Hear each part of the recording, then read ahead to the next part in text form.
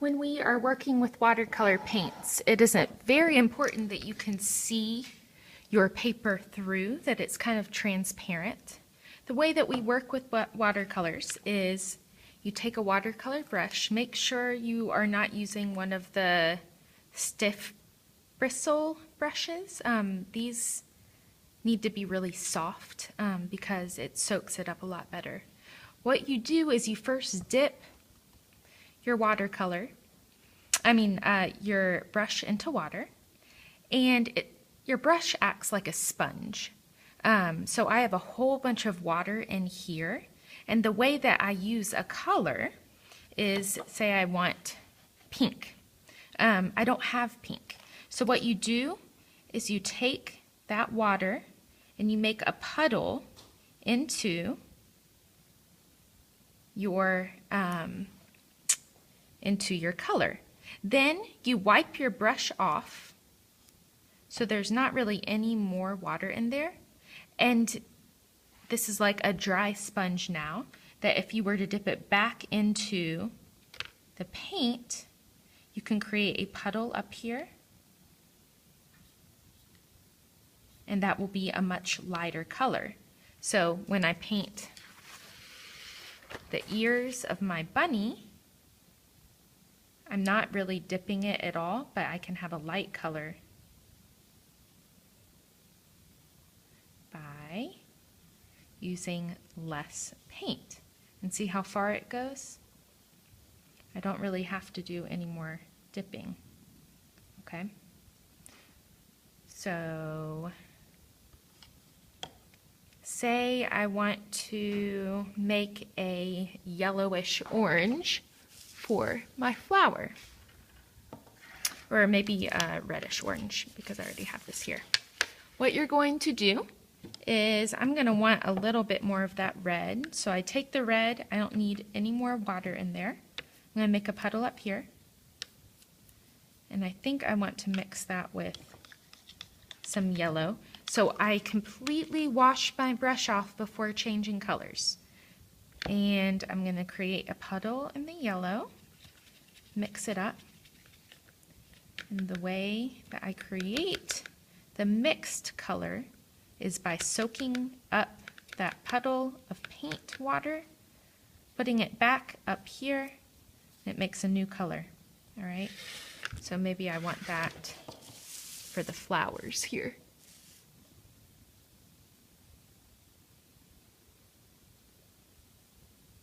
And then I'm going to blend a little bit of plain yellow in there. Okay. Say I want a skin color. Skin color is going to be like, depending on what skin tone you are, it's going to be a little bit of brown. When you mix colors, you only need a little bit of the darker color and more of the lighter color. All right, so I'm going to mix a little bit of yellow,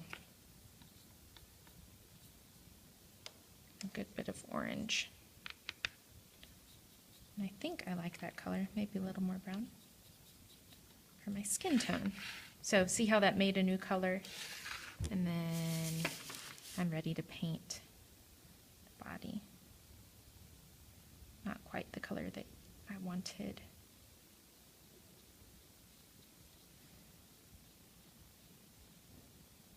If it goes too dark, you can always pick it up with a paper towel or your finger, okay? I think that I want that just a little bit lighter. It works a lot better with some kind of an absorbent material. I just took a little piece of paper because it's going to absorb this more. Okay, so there's a skin tone.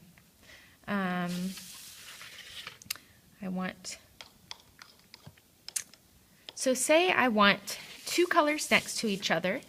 When you put two colors next to each other in watercolors, they bleed.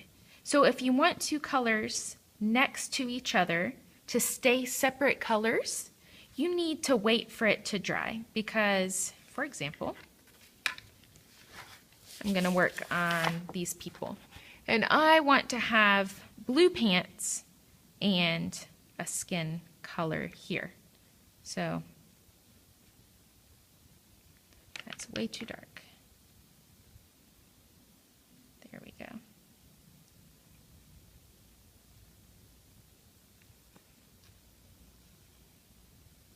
All right, so here's my skin color.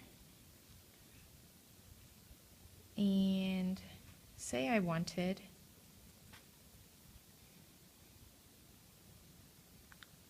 to paint the shorts blue. Make a puddle up here. When you paint next to it, it's going to bleed into the other color. See how it's starting to bleed? It might be hard to tell from being far away. But if you want them to stay separate, I would wait for this arm to dry before I painted the pants. All right?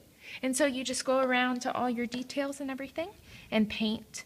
Please leave the background white. These look much better with a blank background, and let all of your color and detail be in these images that you do. The way that you clean up, you take your palette, you bring it over to the sink,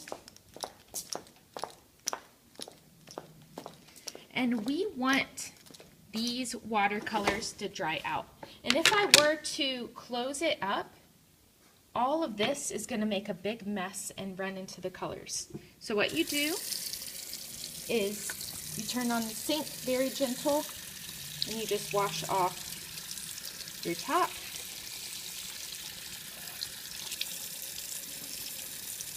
Okay. And on one of these blue trays that will be here, you just line these up next to each other, but leave it to dry. Do not close it up because this will stay goopy. We want it to dry out overnight.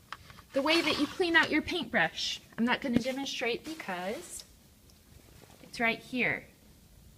How to clean your paintbrush in 4 steps, okay?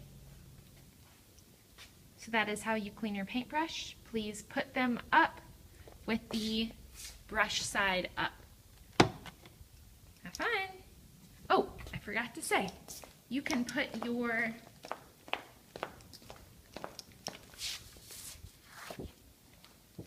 illustrations on these drying racks, on this drying rack when you are finished, and you can get it out the next day.